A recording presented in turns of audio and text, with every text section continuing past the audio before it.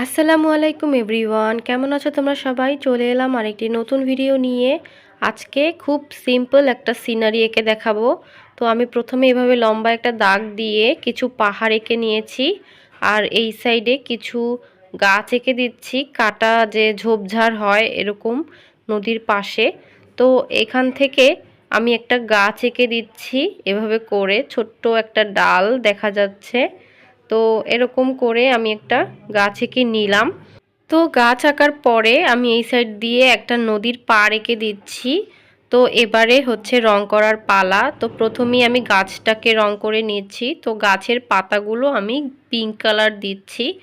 অনেক সময় হয় না, রঙিন ফুলে ভরে যায়, তো সেরকমই কিছু একটা পাতার থেকে ফুলই দেখা যাচ্ছে এরকম একটা গাছ এঁকে নিলাম। তারপরে একটা কালো রঙের সাহায্যে আমি এই গাছের ডালগুলোকে কালো রং করে দিচ্ছি।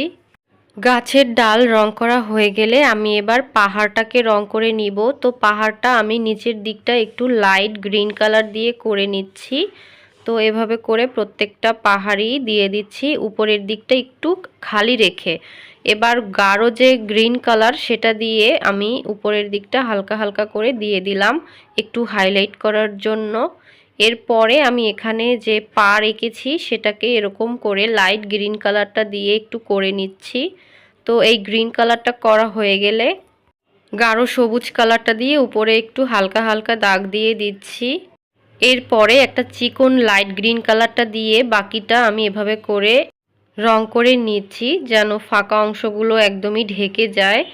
তো এই যে আমার পাড় রং করা কিন্তু প্রায় কমপ্লিট হয়ে গিয়েছে। এবারে আমি এখানে যে গাছটা এঁকেছিলাম, কাটা বনের যে গাছ, সেই গাছটাকে রং করে দিব একটা গ্রিন কালার, যেটা গাঢ় গ্রিন কালার, সেটা দিয়ে এভাবে করে প্রত্যেকটা পাতায় রং করে নিচ্ছি। তো এগুলো হচ্ছে নদীর পাড়ে হয়ে থাকে, দেখতে কিন্তু ভালো লাগে। তো সেরকমই কিছু একটা গাছ। এবারে আমি নদীর পানি এঁকে নিব। তো প্রথমেই গাঢ় যে নীল কালারটা সেটা একটু দিয়ে নিচ্ছি এভাবে করে।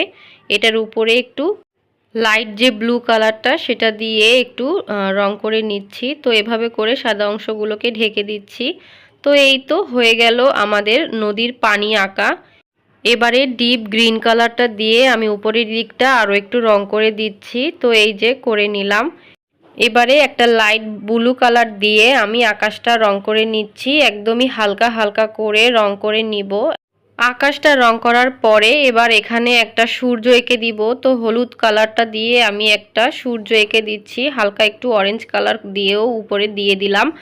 তো এই যে কমপ্লিট হয়ে গেল আমার আজকের সিনারিটা। তো কেমন লাগলো তোমাদের অবশ্যই আমাকে কমেন্ট করে জানিও, আর ভালো লাগলে অবশ্যই একটা লাইক করে শেয়ার করে দিও। তো দেখা হবে নতুন কোনো ড্রয়িংয়ে, সে পর্যন্ত সবাই ভালো থেকো আর নিজেদের খেয়াল রেখো। আল্লাহ হাফেজ।